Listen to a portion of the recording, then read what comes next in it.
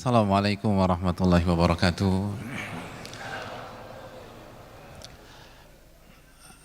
Innal hamdalillah nahmaduhu wa nasta'inuhu wa nastaghfiruh wa na'udzu billahi min syururi anfusina wa min sayyiati a'malina.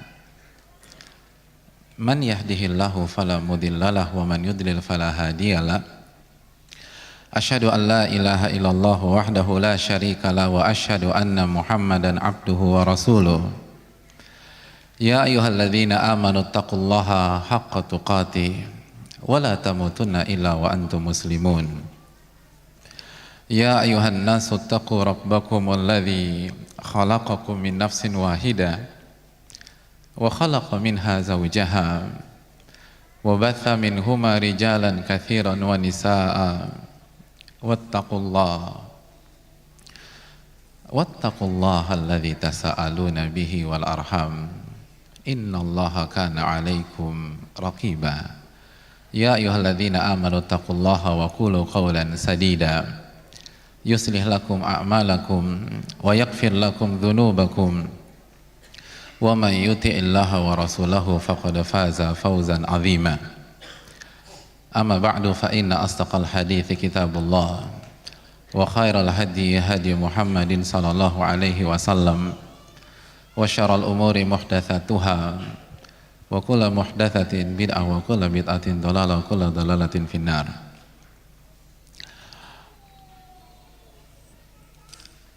Hadirin sekalian,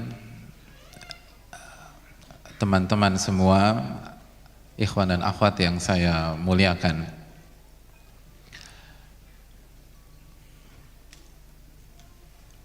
15 abad yang lalu ada seorang anak muda, hadirin. Ia bercerita tentang dirinya. Cerita ini awalnya beliau sampaikan kepada Abdullah bin Abbas. Lalu Abdullah bin Abbas meriwayatkan lagi sampai pada akhirnya diriwayatkan oleh Al-Imam Ahmad dalam kitab Musnadnya. Pemuda ini bukan orang Arab. Ia sampaikan sendiri bahwa dia dari Asbahan.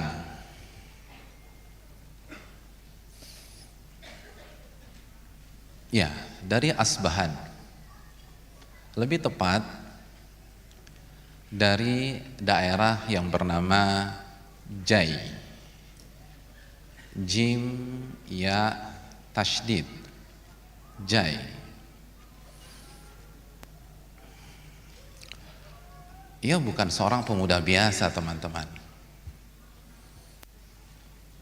Ia seorang anak kesayangan tokoh besar di Jai Asbahan tersebut. Ayahnya adalah tokoh besar, pemuka, sosok yang sangat karismatik, dihormati masyarakatnya. Dan anak muda ini adalah anak kesayangannya.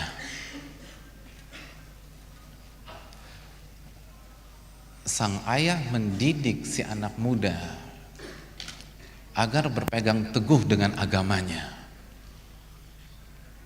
Mereka pada saat itu penyembah matahari, hadirin.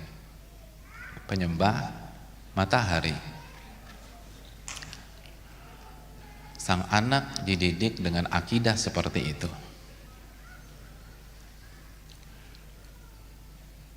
Dan sang ayah sangat protek kepada sang anak. Untuk ukuran anak laki-laki, dia tidak bisa sebebas anak laki-laki seusianya. Bahkan cenderung dikurung di dalam rumah. Sang ayah khawatir si anak terkontaminasi nilai, pemikiran, yang tidak sesuai dengan akidah mereka para penyembah matahari.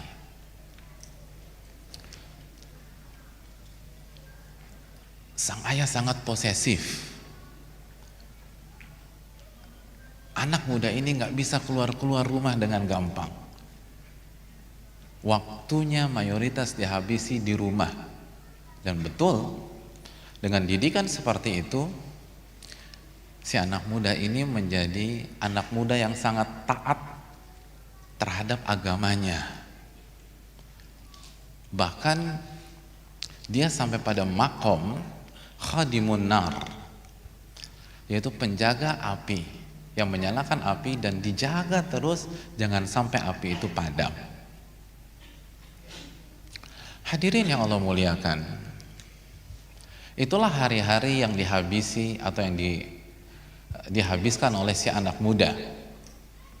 Ibadah, ibadah, ibadah, ibadah. Menyembah api, dan terus menyembah api. Dan si anak muda tidak diberikan kesempatan untuk melihat dunia lain. Sampai satu hari, hadirin. Sampai suatu hari, sang ayah, sekilas info buat antum semua, itu memiliki kebun yang dia handle sendiri. Dia nggak pernah libatin anaknya untuk menghandle kebunnya tersebut. Kenapa? Karena tadi kita katakan sang ayah sangat posesif. Ini anak nggak boleh ngelihat dunia luar. Nanti terkontaminasi akidahnya, nanti terkontaminasi imannya. Tapi hari itu berbeda jamaah. Hari itu berbeda. Sang ayah sibuk. Ada urusan penting. Dan di waktu yang sama, sang ayah membutuhkan beberapa hal dari kebunnya itu. Maka dia hari itu, dia minta tolong si anak. Nak, tolong pergi ke kebun kita dan ambil beberapa item berikut ini. Disebutin tuh kebun gitu ya, mungkin kalau kita mungkin bawang atau cabai dan seterusnya. Dan seakan-akan ayahnya lupa bagaimana selama ini dia menjaga si anak dari dunia luar. Maka berangkatlah si anak itu keluar dari rumah. Kata dia, tawajjahtu ila dhai'ah, tujuanku adalah ke kebun ayahku itu. Hadirin yang dirahmati oleh Allah, ketika sang anak berjalan dan terus berjalan dan berjalan, ia sampai ke sebuah tempat yang lokasinya di tengah-tengah perjalanan menuju kebun si ayah. Tempat itu tidak lain tidak bukan adalah gereja. Ya, gereja Nasrani. Full dengan jamaahnya yang sedang beribadah di gereja tersebut. Maka aktivitas dalam gereja itu menarik perhatian si anak muda. Ia seolah lupa terhadap amanat yang diberikan oleh ayahnya. Kakinya ia belokkan ke gereja itu, lalu dia melangkah, lalu dia perhatikan dengan seksama apa yang mereka sedang perbuat. Si anak muda tertegun,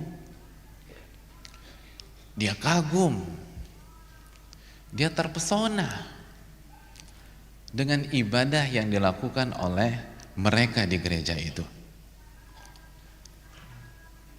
Saking terpesonanya, ia lupa waktu, teman-teman. Tanpa terasa, ia telah asik menikmati pemandangan tersebut berjam-jam lamanya. Dan dia nggak sadar bahwa pada saat itu matahari telah terbenam. Lama sekali dia saksikan. Dan dia belum sempat ke kebun si ayah. Dia belum sempat pergi ke kebun si ayah. Dia lupa semuanya. Dan waktu sudah malam. Dan di rumah, teman-teman, ayahnya panik. kemana nih anak gua nih? Kok belum pulang juga? Maka sang ayah dengan jiwa posesifnya mengirim stafnya untuk mencari si anak itu. Akhirnya si anak muda ini pulang ke rumah. Lalu ditanya oleh ayahnya, kemana saja engkau, wahai anakku? Ya bunai, apakah engkau sudah mendapatkan permintaan-permintaanku? Maka sang anak menjawab, anak ini baik teman-teman. Anak muda ini dilatih dan dididik bertahun-tahun untuk meyakini sebuah konsep kejujuran. Dia apa adanya. Beda dengan kita waktu kita cabut waktu SMA dulu. Kita bilang kita belajar matematik lah, lalu kita bilang kimia kita hari ini susah lah, padahal kita nongkrong di musola atau kita pergi ke tempat lain. Anak muda ini tidak demikian. Dia jujur, dia katakan, mohon maaf ya, aku nggak jadi ke kebun, aku lupa waktu, aku menikmati pemandangan yang begitu luar biasa. Ternyata ada orang jamaah itu beribadah di gereja dan ibadah mereka sangat menarik, wahai ayah. Hadirin yang Allah muliakan, ayahnya langsung panik. Ini yang ditakutkan selama ini. Ini yang dikhawatirkan selama ini. Anaknya terkontaminasi pemikiran luar yang bertentangan dengan akidah yang selama ini mereka yakini. Lalu segera sang ayah berusaha mengcounter, dinuka wa dinu abaika khairun min dinihim. Nah, ingat baik-baik, agamamu dan agama orang tua serta nenek moyangmu itu lebih baik daripada agama mereka. Tapi fitrah nggak bisa dibohongi, hadirin. Dan sang anak ini dididik untuk jujur. Dengan lembut anak itu menjawab, ya, aku rasa enggak deh. Agama mereka jauh lebih baik daripada agama kita. Hadirin, yang ditakutkan sang ayah terjadi. Dalam benak sang ayah, anakku kena syubhat ini. Kan gitu ya, kalau dunia dakwah kan begitu ya. Ini kena syubhat nih. Hadirin, maka tindakan preventif langsung dilakukan oleh sang ayah. Si anak muda ini terkena penjara rumah. Ya, penjara rumah. Dia tidak boleh keluar dari rumah. Bahkan kaki anak muda itu dirantai, jamaah. Dirantai. Sehingga dia nggak bisa kemana-mana. Tapi sang anak sangat yakin dengan apa yang dia lihat. Mereka lebih baik, lebih lurus daripada keyakinan kita. Maka tanpa sepengetahuan sang ayah, si anak muda itu berusaha membangun komunikasi dengan salah satu jamaah gereja itu.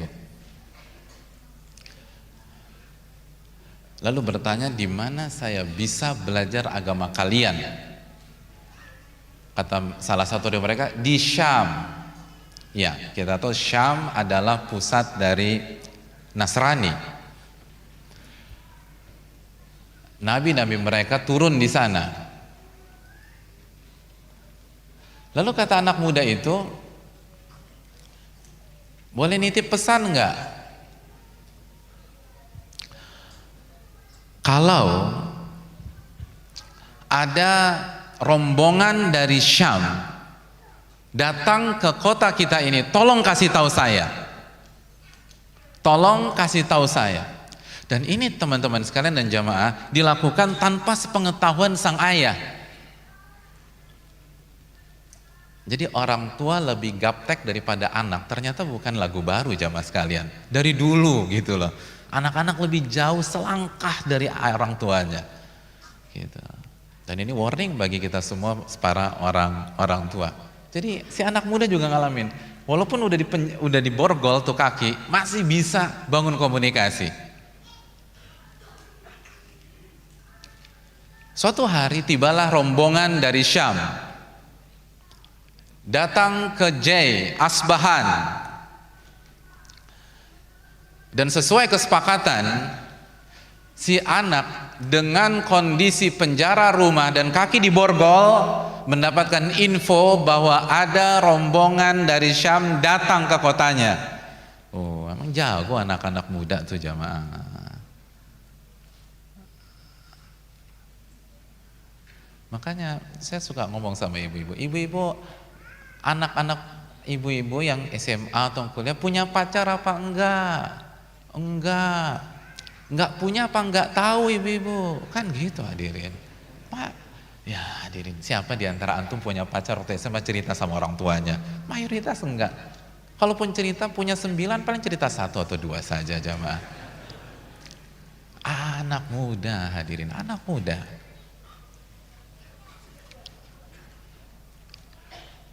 Lalu anak muda ini memberikan pesan, tolong sampaikan ke mereka, saya tahu mereka datang ke sini bukan untuk saya. Siapa saya? Saya nggak dikenal oleh mereka. Mereka ke sini untuk melakukan atau mengerjakan atau memenuhi kebutuhan dan urusan mereka. Tolong sampaikan kepada mereka, jika mereka sudah selesai dari urusan-urusan mereka dan mereka rencana balik ke Syam, tolong kabari saya. Saya mau ikut mereka. Saya mau ikut mereka. Saya ingin belajar agama ini. Ini agama lebih bagus daripada agama saya. Maka beberapa hari kemudian atau beberapa waktu kemudian, setelah rombongan Syam itu selesai dengan segala urusannya, lagi-lagi si anak muda dapat bocoran, dan tanpa sepengetahuan orang tua, apa yang dilakukan? Dia buka borgol kakinya hadirin. Jadi ini anak muda jago hadirin. Kenapa nggak dari kemarin aja Pak Ustadz? Jangan tanya saya hanya menceritakan kepada antum. Tapi setidaknya kita lihat bagaimana birrul walidain, berbakti kepada orang tua. Kalau tidak ada alasan, buat apa saya buka? Wong ini perintah ayah saya. Tapi sekarang ini saatnya saya buka. Karena saya ingin cari kebenaran. Hadirin, cari kebenaran. Maka dia buka borgolnya, dia kabur dari rumah dan dia pergi bersama dengan rombongan ahlul kitab tersebut menuju Syam. Dia tinggalkan kota Jai hadirin. Dia tinggalkan tanah airnya. Dia tinggalkan zona aman hadirin, zona aman. Ini kan yang takutkan orang-orang yang berhijrah pada hari ini. Ini yang membuat orang hijrah setengah-setengah. Zona aman, ditinggalkan semuanya. Ditinggalkan ayahnya yang begitu mencintainya dan siap mensupportnya apapun yang dia minta selama dia masih menjadi penyembah matahari atau penyembah api, mohon maaf. Ditinggalkan itu semua hadirin. Ditinggalkan kenyamanan, ditinggalkan kesuksesan, ditinggalkan harta demi mencari kebenaran. Dan dia pergi ke Syam. Apa yang ditawarkan di Syam? Gak ada hadirin. Belum ada Traveloka dulu. Dia belum booking kamar di sana. Tapi dia yakin dengan sebuah konsep, kalau saya jujur dengan Rob saya akan tolong saya.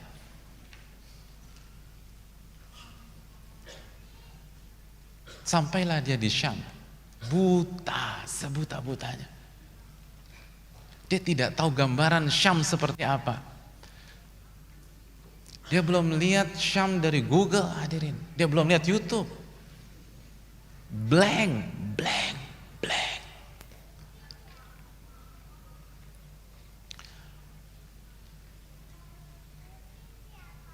Lalu dia tanya,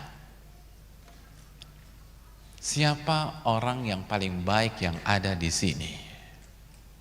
Siapa orang yang paling baik? Saya mau tahu. Saya mau samperin tuh orang.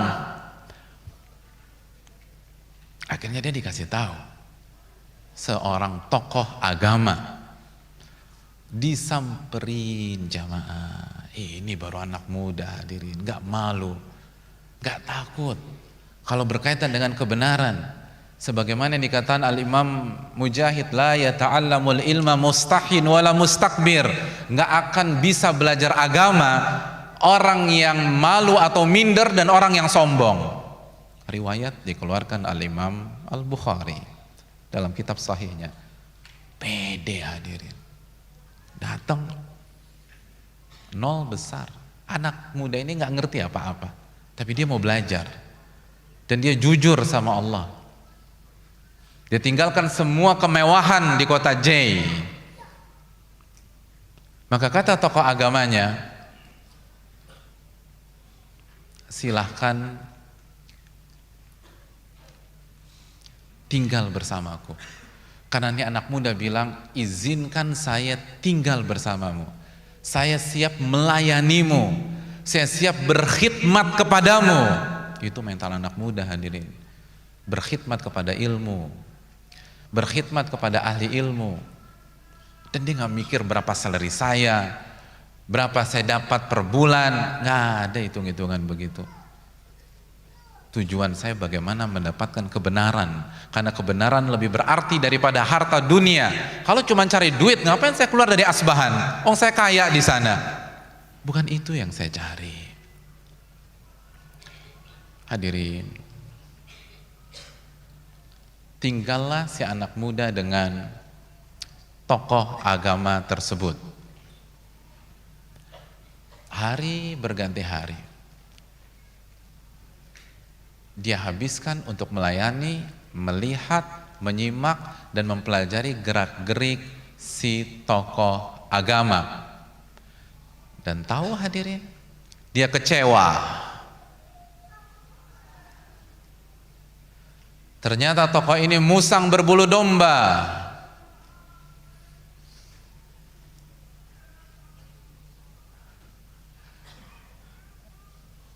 Dia hanya seorang pendosa dengan packaging agama. Tidak ada ibadah yang dia lakukan di kesendiriannya. Dia hanya bermanis bibir saja. Dia hanya bisa mengajak orang berinfak, bersedekah dan beribadah. Sedangkan dia tidak beribadah. Dan uang manusia dia ambil buat pribadinya. Dan itu disaksikan langsung dengan kedua mata anak muda. Orang lain nggak tahu.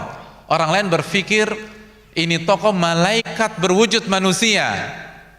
Tapi di benaknya ini orang jahatnya minta ampun. Dia makan uang orang atas nama Tuhannya. Ini jahat. Dan uang itu dia sembunyikan. Kalau bahasanya di sebuah bunker begitu. Dan yang tahu hanya si anak muda. Sampai pada hari kematian tokoh tersebut, seluruh warga berduka karena meyakini ini orang baik. Kita kehilangan tokoh besar kita kehilangan teladan kita. Pada saat mereka ingin memproses jenazahnya, si anak muda ini nggak tahan, hadirin, untuk tidak bicara. Namanya juga anak muda, vokal. Ya, anak muda vokal. Maka dia berpikir, ini tanggung jawab moral saya harus sampaikan siapa dia sebenarnya. Lalu dibukalah aibnya atau kedoknya pada hari kematian tuh tokoh agama. kalian salah menilai orang ini. Orang ini nggak takut sama Allah. Orang ini makan uang umat atas nama agama. Terkejutlah para warga. Tapi mereka tentu saja tidak langsung percaya. Mereka katakan, mana buktinya? Saya anak muda bilang, saya punya bukti, tunjukkan kami apa yang Anda omongkan. Mana bunkernya itu mana? Akhirnya diperlihatkanlah, diajak semuanya. Ayo kita lihat. Saya tahu di mana dia sembunyikan uang. Begitu mereka lihat dengan mata kepala mereka sendiri, mereka percaya. Apa yang terjadi jamaah? Tokoh agama itu alih-alih dikuburkan, justru dia disalib dan dilamparkan dengan batu. Bayangkan, udah mati nih, disalib dan dirajam dengan batu. Hadirin, si anak muda ini bingung. Saya ini udah bakar kapal, saya udah korbankan semua yang saya punya di J. Lalu selanjutnya kemana saya harus mencari kebenaran? Tapi Allah tidak akan menyia-nyiakan usaha kita jamaah. Lalu dia mendapatkan sosok yang menggantikan tokoh yang meninggal tadi tersebut.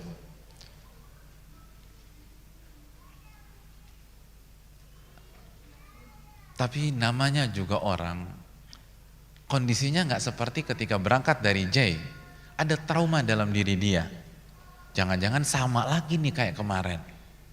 Maka dia perhatikan, dia lihat, dia dalami kehidupan orang ini. Hadirin, ternyata tokoh inilah yang dia cari selama ini. Kata anak muda itu, saya nggak pernah melihat ada orang yang ibadah sehebat dia. Saya tidak pernah melihat ada orang yang sholat seperti dia. Dan saya tidak pernah melihat ada orang lebih zuhud daripada orang tersebut. Akhirnya dia hidup bersama tokoh itu dan belajar kebenaran dari tokoh tersebut. Hari berganti hari, bulan berganti bulan, sampai tiba waktu wafatnya tokoh ini. Beliau sedang dalam kondisi sakratul maut. Ya, sakratul maut. Dan si anak muda ini galau. Dia berpikir ke depan. Kalau guru saya meninggal, insya Allah masuk surga. Tapi gimana dengan saya? Saya baru sedikit menimba ilmu dari dia. Akhirnya, di saat gurunya masih bisa diajak komunikasi, anak muda ini meminta nasihat dan wasiat. Wahai guruku, engkau tahu bagaimana kondisiku. Saya mau minta wasiat dari engkau. Kalau engkau meninggal, kemana saya harus belajar? Kemana saya harus belajar? Lalu kata gurunya, wahai anakku, saya nggak tahu ada orang yang komitmennya seperti kita kecuali seorang tokoh di daerah yang bernama Al-Mausil. Coba engkau pergi ke sana. Lalu setelah pesan itu, wafatlah sang guru.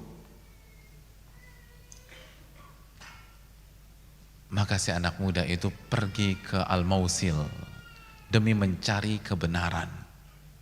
Begitu sampai di Al-Mausil, bertemulah dia dengan tokoh yang direkomendasi oleh gurunya sebelumnya.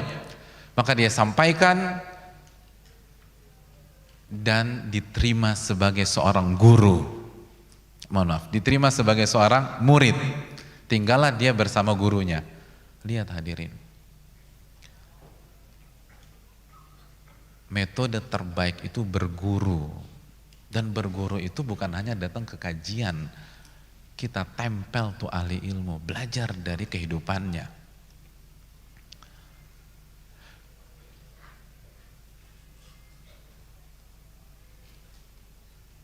Tapi ustadznya sibuk Pak Ustadz.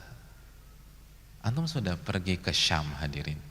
Lalu dari Syam ke Mausil. Apa effort yang sudah kita perjuangkan untuk bisa berguru? Anak muda ini diterima di Mausil. Maka dia belajar, dia seneng banget. Dan ternyata gurunya di Mausil kualitasnya seperti gurunya sebelumnya di Syam. Tapi di tengah-tengah kegembiraannya, gurunya kondisinya menurun. Lalu mengalami sakratul maut dan dia sedihnya minta ampun.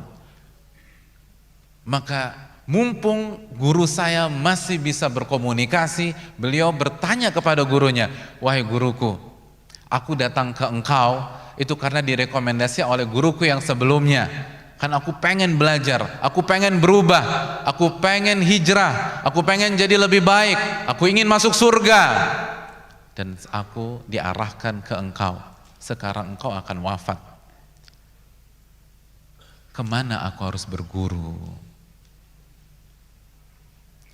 Lalu kata gurunya, "Wahai anakku, saya nggak tahu ada orang yang istiqomah seperti perjuangan kita kecuali seseorang yang ada di daerah yang bernama Nisibin. Coba engkau pergi ke sana." Lalu setelah itu gurunya meninggal. Setelah gurunya meninggal, si anak muda berangkat ke Nisibin. Allahu Akbar. Asbahan, ke Syam, dari Syam, Al-Mausil, lalu Mausil, Nisibin. Begitu sampai di Nisibin, dia bertemu dengan tokoh yang direkomendasi oleh gurunya sebelumnya. Lalu dia ajukan diri, dia ceritakan ceritanya, dan diterima dengan tangan terbuka oleh gurunya di Nisibin. Maka dia berguru dengan tokoh yang ada di Nisibin, dan dia menikmati pembelajaran sehari-hari karena kualitasnya seperti gurunya yang sebelumnya dan yang pertama. Tapi kegembiraannya tidak berlangsung lama. Gurunya kembali mengalami sakratul maut. Lalu kembali dia galau hadirin. Lalu dia sampaikan, "Saya datang ke engkau karena saya direkomendasikan guru saya yang sebelumnya yang ada di Mausil. Lalu sekarang engkau, dan saya sangat menikmati belajar dengan engkau. Saya banyak dapat ilmu, saya dapat iman, akidah saya tambah mantap, dan saya semakin yakin kepada Allah. Tapi sekarang engkau akan meninggal dunia. Siapa yang engkau rekomendasikan setelah engkau wafat?" Lalu apa kata gurunya tersebut? "Wahai anakku, saya tidak tahu ada sosok yang bisa dijadikan panutan dan guru kecuali seseorang yang berada di Ammuria. Coba Anda pergi ke sana, belajar sama beliau." Begitu gurunya wafat, maka si anak muda pergi ke Ammuria. Itu hadirin, Syam, Mausil, Nisibin, dan sekarang Ammuria. Antum udah capek belum dengarnya hadirin? Antum dengar aja capek. Antum bayangin break gimana kalau beliau ini udah mulai ngantuk, udah mulai mau baca bismika Allahumma amutu wa ahya. Hadirin, antum berpikir mental seperti itu bisa membuat antum sukses? Enggak. Surga mahal jamaah. Ala inna sil'atallahi yal ghaliyah. Ala inna sil'atallahi yal jannah. Yang Allah tawarkan tuh mahal. Yang Allah tawarkan surga. Maka ini anak muda pergi ke Ammuria. Pergi ke Ammuria. Sesuai dengan nasihat dan wasiat gurunya. Begitu sampai di Ammuria, dia menemukan sosok yang direkomendasi oleh gurunya tersebut. Dan benar, kualitas sama, alim, rajin ibadah. Maka dia berguru dengan sosok tersebut. Dan dia senang banget. Dia bahagia dengan hari-harinya, sebagaimana guru-gurunya sebelumnya. Tapi akhirnya setiap kebersamaan pasti ada akhir. Gurunya kembali menurun kondisinya dan akan meninggal dunia. Maka sebagaimana kebiasaannya, dan antum sudah bisa tebak pertanyaannya, wahai guruku, gimana saya harus belajar? Bagaimana saya harus belajar?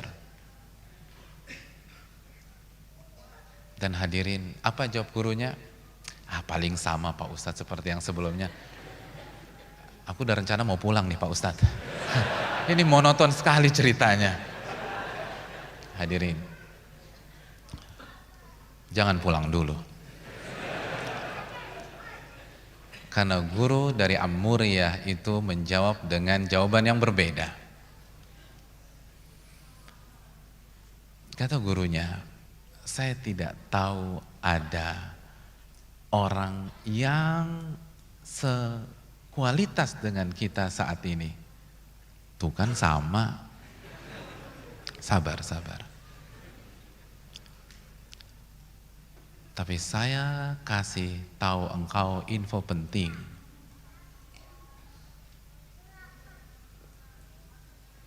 Akan ada nabi. Akan ada nabi yang diutus oleh Allah.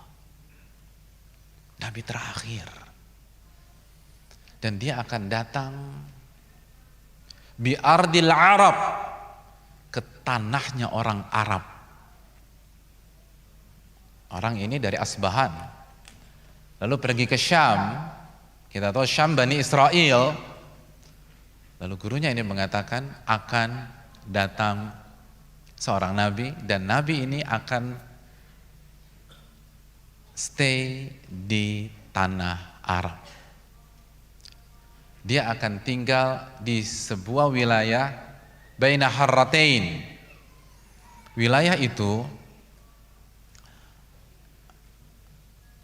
ada batu-batu hitam dan ada pohon kurma. Batu-batu hitam dan ada pohon kurma. Kalau engkau bisa, engkau pergi ke sana. Ya Allah hadirin, gimana perasaan antum? Kalau antum ada di anak muda tersebut. Lihat, Allah enggak bohong hadirin. Inna wa'dallahi haqqa. Ini anak muda udah bakar kapal, udah korbankan semuanya. Dia tinggalkan kemewahan, dia tinggalkan status sosial, dia tinggalkan seluruh yang dia punya di kota J. Tujuannya hanya ingin bertemu dengan guru. Dia nggak muluk-muluk. Dia hanya ingin belajar.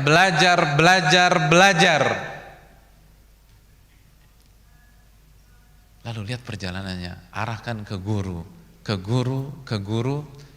Dan sekarang gurunya mengatakan akan ada nabi. Itu senengnya minta ampun. Hadirin yang Allah muliakan. Lalu selama di Amuriyah, ini anak muda punya usaha, teman-teman. Sehingga dia punya sedikit harta, dia punya sapi dan dia punya kambing. Dia punya sapi, dia punya kambing. Suatu ketika ada sekelompok pedagang yang datang ke Amuriyah. Pedagang yang datang ke Amuriyah. Lalu dia datengin tuh pedagang, sekelompok rombongan pedagang. Lalu disampaikan ke anak muda. Tapi sebelumnya hadirin sekalian, kalau antum punya beberapa sapi dan kambing, kira-kira buat apa hadirin? Buat apa? Buat apa? Selain kawin. Aduh, apa nggak ada isu yang lain di benak antum selain kawin hadirin? Ya Allah. Biaya sewa gedung Pak Ustadz, sama aja itu mau kawin. Dia datangi rombongan itu. Dia katakan, bisa nggak saya ikut sama kamu? Kalian mau kemana sih? Udah ceritain, kita mau kesini nih. Bisa nggak kalian antarkan aku ke tanah Arab? Ya, hanya itu infonya. Tidak ada penyebutan lokasi detail. Antum enak sekarang ada share location, teman-teman sekalian. Dia nggak ada share location dari gurunya. Gurunya cuma bilang tanah Arab titik. Di situ ada batu hitam, di situ ada pohon korma, selesai cluenya.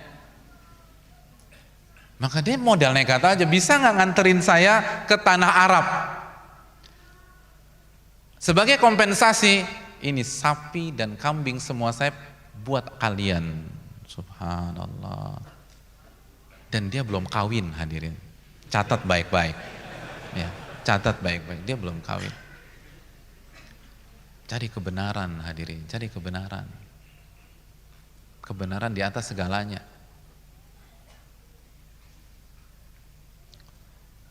Kata ketua rombongan, oke. Kita terima. Serahkan sapi dan kambing kamu. Kamu boleh ikut kita, nanti kita akan antar. Oh, itu senangnya minta ampun, hadirin. Dan gak mikir panjang tuh, nanti gimana di sana, aku makan apa, terus cewek Arab mau gak sama aku dan seterusnya. Gak ada, gak mikir begitu, hadirin. Dan ini juga belum jelas, lokasinya belum jelas. Yang penting semakin mendekati saya ikut, udah. Yang penting tanah Arab kan, udah gitulah. Senang deh gitu ya. Hadirin yang Allah muliakan. Maka berangkatlah dengan hati yang bahagia. Dan hari-hari perjalanan dia lewati dengan sebuah optimisme yang besar. Tapi ekspektasi hanyalah ekspektasi, hadirin. Di tengah perjalanan rombongan berkhianat kepada dia. Ya, berkhianat. Kesepakatan dicampakkan, alih-alih diantarkan ke tanah Arab, dia dijual sebagai budak. Allahu Akbar. Dijual sebagai budak, hadir. Jadi budak.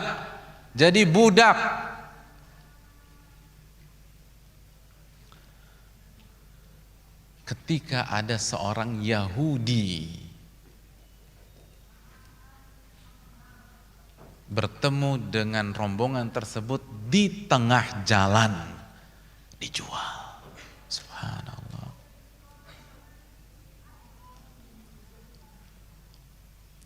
Lalu dia dibawa oleh majikannya yang baru. Majikan sebagai seorang budak. Ini anak bangsawan, anak orang kaya, anak yang terbiasa dengan fasilitas. Lalu sekarang jadi budak. Sekarang dia harus menerima kenyataan jadi budak. Dibawa sama tuh Yahudi ke tempat dan ke daerah dia, ke rumahnya. Begitu sampai di rumahnya, dia lihat ternyata daerah tuh Yahudi dipenuhi oleh pohon korma. Lalu apa kata dia? Dia bilang, inilah arju. Begitu saya lihat pohon korma, saya sangat berharap semoga di sini Nabi itu datang. Hadirin, ya Allah, jadi budak. Dan dia nggak peduli jadi budak. Jadi budak jemaah, jadi budak, bukan jadi pembantu, jadi budak. Tapi nggak ada kekecewaan, nggak ada sedih, nggak ada kegalauan. Begitu dia lihat pohon korma di sini nih. Lalu Anda hijrah ngeluh, hadirin. Lalu Anda cuma di PHK aja down. Ini anak muda senang, demi Allah senang. Padahal dia juga nggak tahu apakah di situ benar atau enggak. Yang penting ada pohon korma. Subhanallah. Anda mau bicara follower sejati, ini follower sejati. Dia nggak tahu apakah benar apa enggak. Yang penting ada pohon korma, senang dia. Dan ternyata bukan, jamaah, bukan. Itu bukan kota Madinah.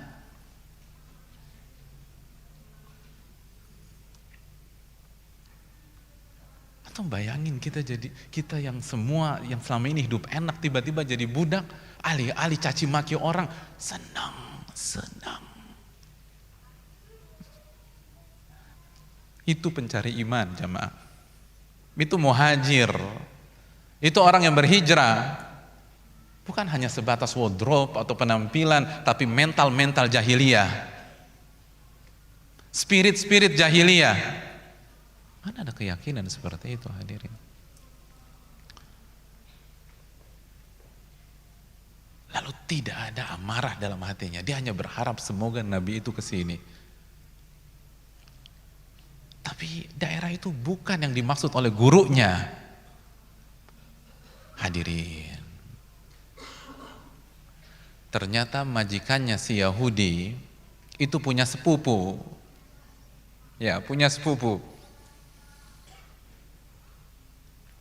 Sepupunya datang ke rumah dia.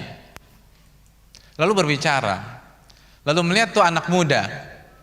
Lalu sepupunya menawar. Kayaknya boleh juga tuh budak lo tuh. Berapa kira-kira harganya? Ya Allah. Gimana perasaan antum kalau dengar antum diperjualbelikan, teman-teman sekalian? Padahal dulu antum punya semuanya. Akhirnya deal. Dia dijual untuk kedua kali. Dijual untuk kedua kali.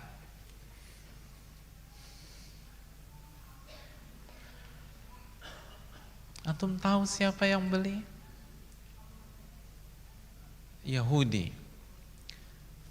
Yahudi dari Bani Quraidah. Allahu Akbar. Dan antum tahu Bani Quraidah tinggal di mana? Di Madinah jamaah. Di Madinah. Allahu Akbar. Intan surullah yansurkum wa yuthabbit aqdamakum. Jika kalian nolong agama Allah, Allah akan tolong kalian. Tapi kan Allah nggak cerita gimana cara Allah tolong. Pertanyaan Anda, percaya apa enggak? Ternyata jadi budak itulah yang membawa beliau ke kota Madinah. Begitu sampai kota Madinah jamaah sekalian, dia lihat pohon korma lebih banyak lagi.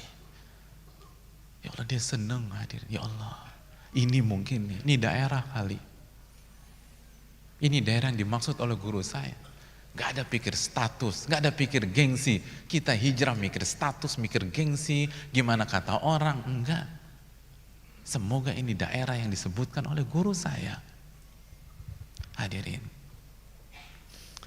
Lalu dia bercerita dalam hadis yang panjang itu. Dia katakan, pada saat saya berada di Madinah pada saat itu, faba'athallahu rasulah. Itu bertepatan saat Allah mengutus Rasulnya Muhammad SAW di kota Mekah. Di kota Mekah hadirin. Tapi saya tidak mendengar sama sekali tentang info tersebut. Karena saya sibuk menjadi budak. Menjadi apa hadirin? Budak. Saya harus kerja.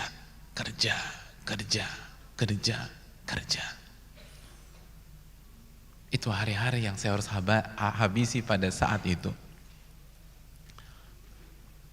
Jamaah. Tapi dia nggak pernah lupa harapannya. Dia nggak pernah lupa pesan gurunya. Dia berdoa, dia minta, dia berharap, dia nggak down, dia nggak mundur, dia nggak kabur hadirin. Coba saya ajak antum kembali ke episode atau scene pertama-tama kisah ini. Dia bisa kabur saat di penjara rumah dengan borgol di kaki, dia bisa kabur. Ketika dia jadi budak, tidak ada borgol hadirin. Kenapa dia nggak kabur? Karena dia berharap Nabi itu datang ke kota itu. Dia nggak peduli mau jadi budak kayak, mau disuruh-suruh kayak, mau dibego-begoin orang kayak, bukan itu poinnya. Itu bukan poinnya jamaah. Poinnya adalah bagaimana saya bisa berguru dengan sang Nabi. Dia nggak kabur, dia bisa kabur. Oh, sama bapaknya dia bisa kabur. Dia bisa kabur dan dia pulang lagi ke Jai. Dia punya semuanya di sana. Dia ditunggu oleh bapaknya. Dia nggak kabur, nggak kabur. Dia jadi budak.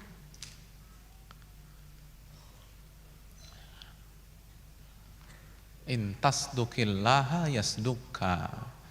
Jika Anda jujur sama Allah, maka Allah akan wujudkan cita-cita Anda. Hari itu datang jamaah. Hari itu datang. Dia bercerita tentang hari itu secara detail. Pada saat itu dia sedang berada di atas pohon kurma. Sedang bekerja sebagai apa? Budak.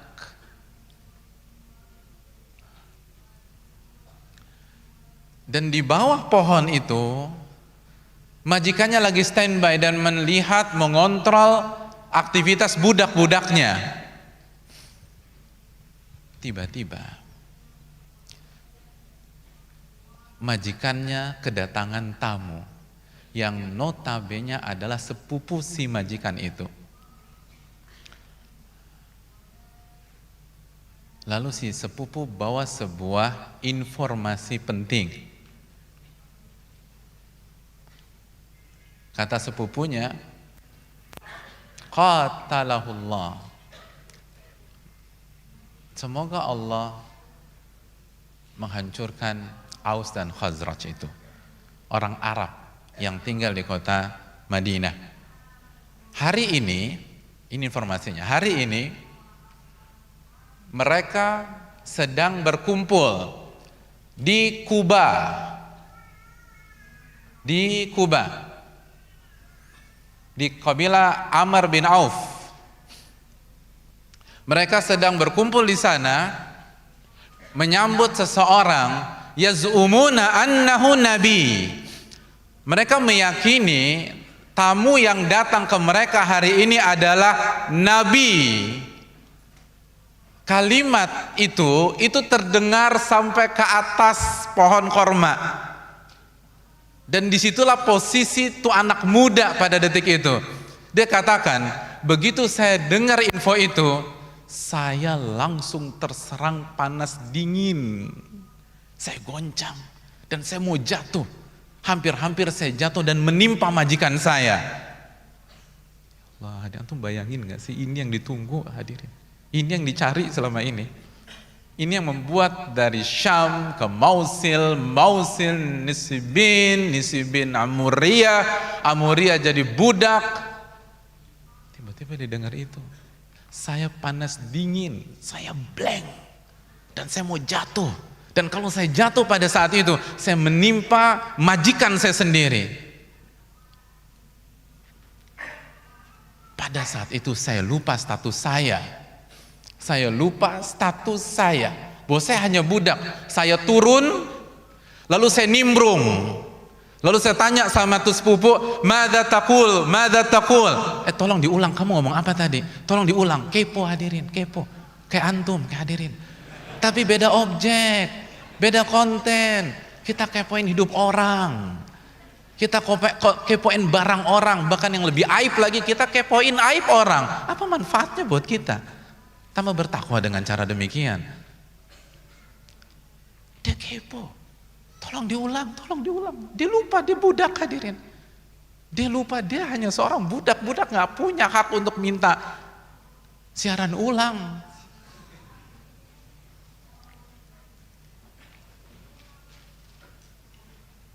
Begitu dia meminta, majikannya marah besar.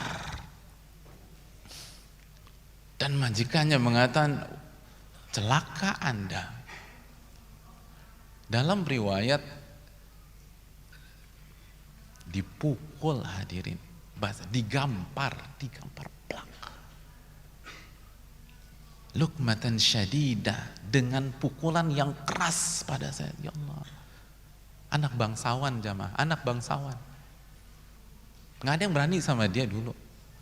Demi cari kebenaran, digampar. Terus ditanya, kenapa kepoin begini? Oh enggak maksudnya tadi biar jelas aja, biar clear. Apa clear? Urus urusan lo sana. Lo kan budak, gak ada urusannya sama ini. Kenapa langsung turun dari langit? Iya kan hadirin. Antum bisa bayangkan gak sih perasaan gimana kalau kita berada di posisi pemuda tersebut? Bertahun-tahun kita tunggu momen tersebut. Ini momen kita hadirin, ini momen kita. Tapi akses itu gak dibuka. Akhirnya dia kembali bekerja. Hadirin, kita balik ke scene sebelumnya. Pada saat gurunya yang ada di Amuriyah memberikan wasiat. Saat gurunya memberikan wasiat, gurunya memberikan tanda dan ciri Nabi tersebut. 3 tanda, 3 ciri jamaah. Tanda yang pertama atau ciri yang pertama, Nabi itu, kata gurunya nih, Nabi itu tidak akan menerima sedekah. Tidak akan menerima sedekah. Tanda yang kedua atau ciri yang kedua, Nabi itu menerima hadiah. Nabi nggak terima sedekah dan Nabi terima hadiah. Tanda ketiga, ada cap kenabian di antara 2 bahu Nabi tersebut. Di antara 2 bahu ada tanda kenabian.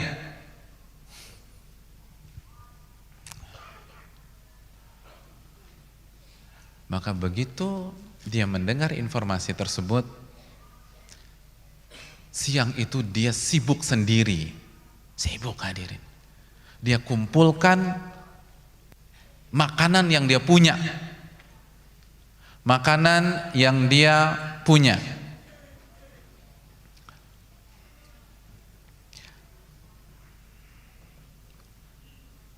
Sebagai seorang budak, sore harinya dia dapat waktu kosong, dia pergi ke Kuba.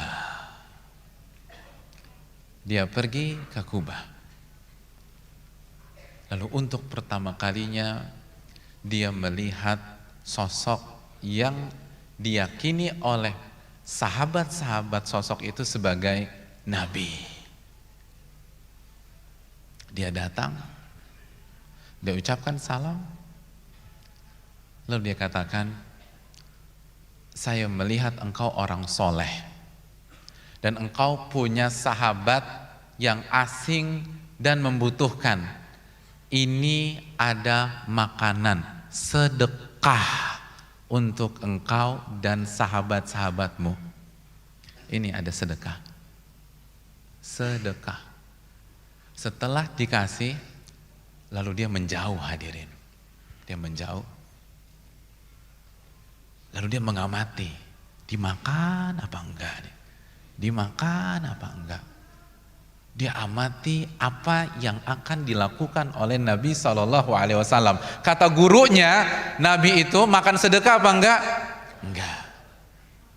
Maka Nabi SAW menerima, lalu dibagi-bagikan ke para sahabat, dan beliau tidak ambil dan makan buat dirinya sendiri. Ya Allah hadirin, itu dia dalam kesendiriannya bilang gini, hadhihi wahidah, ya Allah, tanda pertama berhasil. Tuh bayangin gak sih kalau kita sama beliau, ini pengorbanan saya, tanda pertama berhasil. Hadhihi wahidah, ini ciri yang pertama. Ini ciri yang pertama. Dia gak terima sedekah. Berarti kan pengorbanan gue gak sia-sia selama ini. Masih ada harapan. Masih ada harapan hadirin. Walaupun belum tuntas. Masih ada 2 ciri lagi. Tapi paling enggak, langkah pertama sudah berhasil. Lalu beliau pulang dengan bahagia. bahagia, senengnya minta ampun jamaah, senengnya luar biasa. Lalu dia kumpulkan makanan lagi. Lalu dapat kabar, beberapa hari kemudian, sebagian riwayat Nabi di Kuba 14 malam hadirin. Dia dapat kabar Nabi sudah sampai Madinah. Lalu dia datengin Nabi SAW. Dia bawa makanan jamaah, dia bawa makanan. Lalu dia sampaikan ke Nabi SAW, ya Rasul, atau ya Nabi, ini hadiah buat engkau dan para sahabatmu. Ini test the water yang kedua jamaah, hadiah. Dia kasih, dia melipir hadirin, dia menjauh. Dan dia perhatikan apa yang akan dilakukan oleh sang Nabi. Lalu dia lihat Nabi makan makanannya tersebut. Allahu Akbar. Kata dia dalam dirinya, hatani thnatan. Ya Allah. Ini ciri yang kedua. Satu lagi. Dan seluruh pengorbanan saya kebayar. Antum bayangin jadi budak jemaah, jadi budak. Pemuda ini cerdas, dia nggak main langsung gitu ya, dia cek dulu, dia tes dulu. Dan ternyata benar. Maka dia kembali pulang ke rumahnya. Dia kembali pulang ke rumahnya.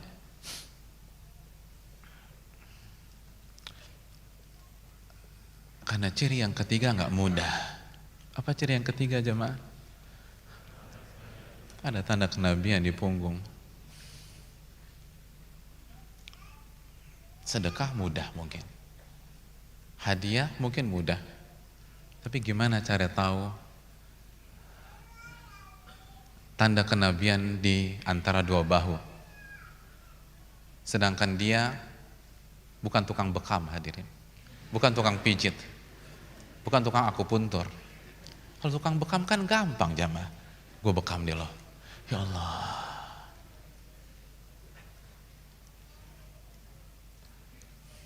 Dia cari celah hadirin. Ini momen gue nih. Dia dapat kabar. Nabi sedang ada di Baqi. Ada di Baqi. Baqiul Gharqad. Mengantarkan seorang sahabatnya yang meninggal dunia.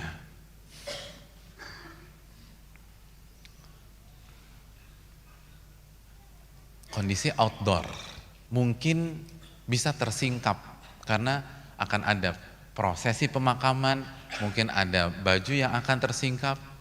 Ini momentum saya pergi ke Baqi. Begitu saya pergi, saya ucapkan salam, saya bertemu dengan Nabi SAW. Saya ucapkan salam. Habis ucapkan salam, saya langsung memutar ke arah belakang Nabi. Lalu berusaha melihat. Tapi nggak bisa kelihatan.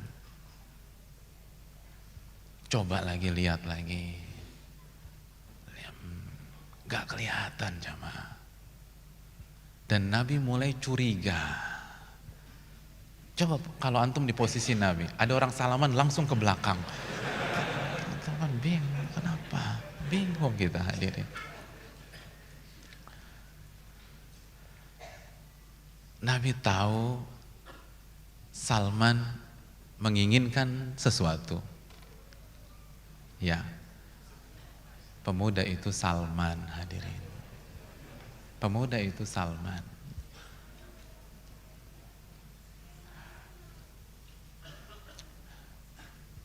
Dan yang dia incar adalah tanda kenabian beliau. Lalu apa yang terjadi hadirin? Nabi buka pakaian atas beliau. Dan tanda itu terlihat. Lalu Salman langsung datang ke Nabi, beliau peluk Nabi kita SAW. Lalu beliau cium, beliau nangis.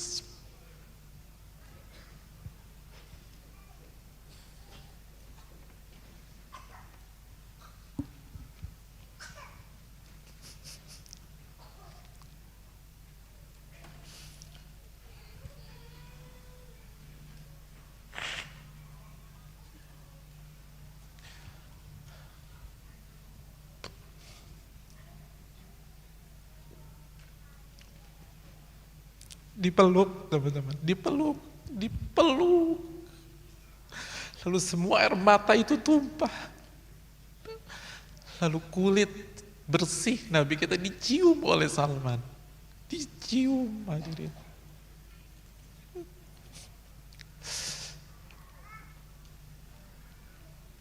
Itu follower sejati teman-teman.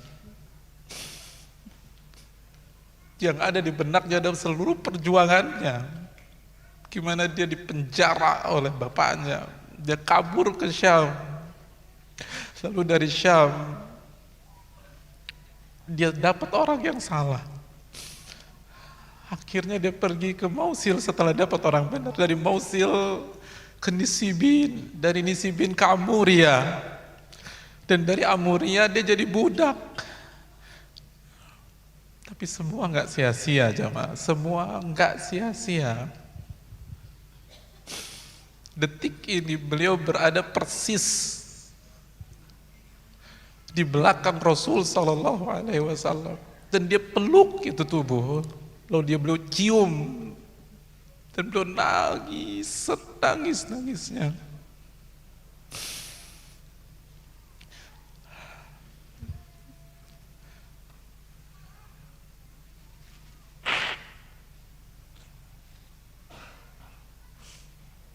Itu followers teman-teman. Gak ada teori lagi dalam kisah ini. Gak ada retorika. Semuanya perjuangan, perjuangan, perjuangan.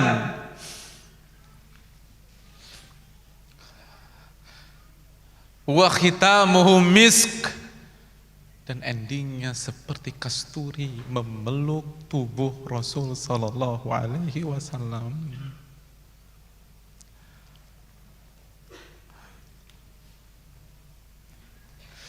Lalu Nabi katakan tahawwal, tolong ke depan. Kenapa kamu begini? Lalu beliau cerita semuanya, hadirin. Beliau adalah Salman Al-Farisi, Asbahan, orang Persia yang membuang semua kenikmatan dunia untuk menjadi pengikut Nabi Sallallahu Alaihi Wasallam. Makanya Ali bin Abi Thalib mengatakan, Salmanu minna ahli bait. Salman itu bagian dari kita, ahlul baitnya Nabi SAW. Karena dia buang semuanya, semuanya hadirin, untuk jadi pengikut Nabi SAW. Apa yang sudah kita korbankan?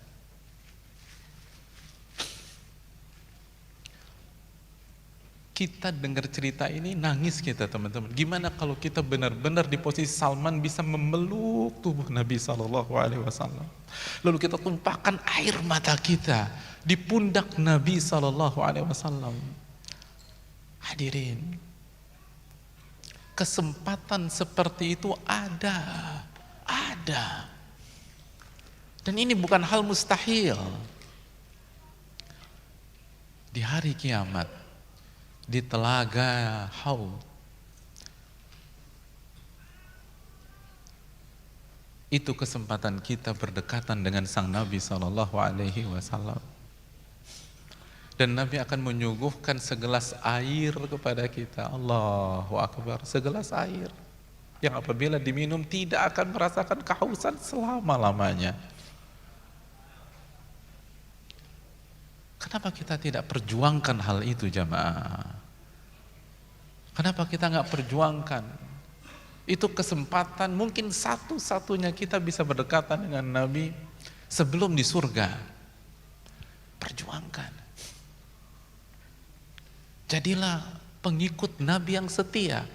Karena nggak semua bisa dilayani oleh sang Nabi. Bayangkan antum dilayani oleh sang Nabi, pendosa seperti kita, Ya, pendosa seperti kita yang bertahun-tahun pernah nggak sholat, yang bertahun-tahun nggak puasa Ramadan, yang bertahun-tahun kita buka aurat kita dan nggak tahu berapa ribu atau jutaan laki-laki melihat aurat kita tersebut, dan nanti pada hari kiamat mereka berpeluang menyerang kita di hadapan Allah. Hadirin,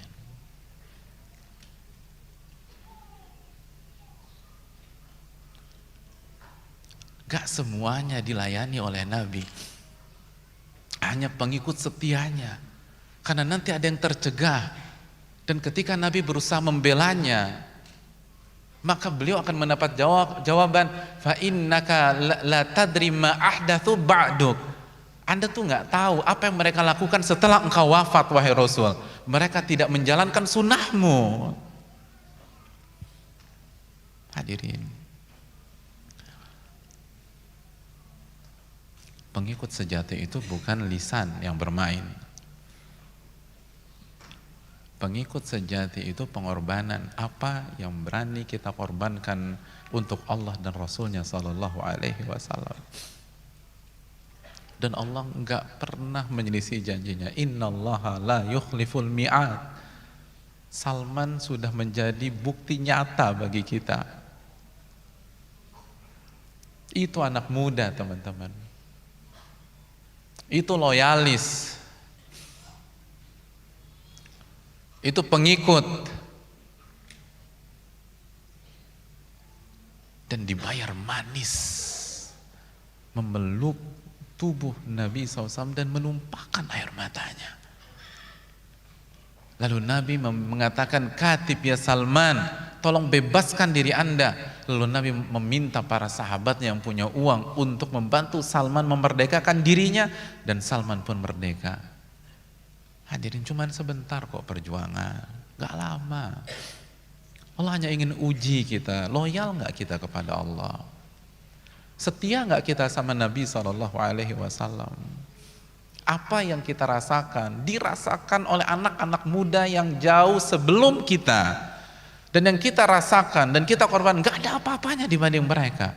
Kalau sekarang saja sudah ngeluh, sudah gak berani keluar dari zona aman, bagaimana kita menjadi pengikut Nabi kita Sallallahu Alaihi Wasallam?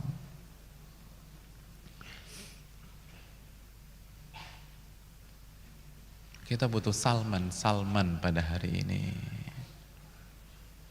Anak-anak muda yang berani bakar kapal, hadirin, berani korbankan semuanya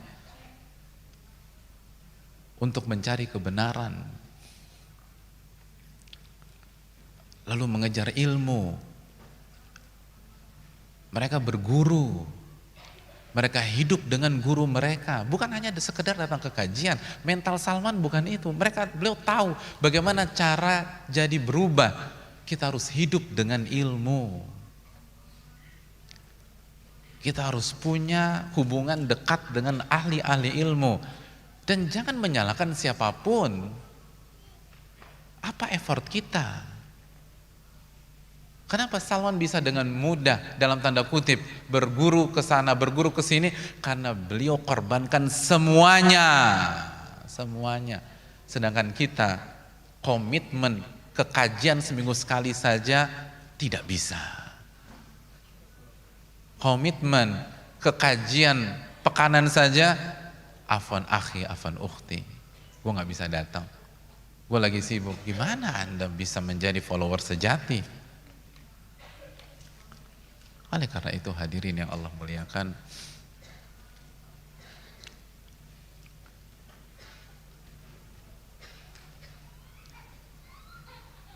ahasiban nas an yutraku an yaqulu amanna wa hum la yuftanun. Apakah manusia berpikir mereka akan dibiarkan begitu saja mendeklar keimanan dan loyalitas mereka kepada Rasul, sedangkan mereka nggak diuji sama Allah Subhanahu wa taala?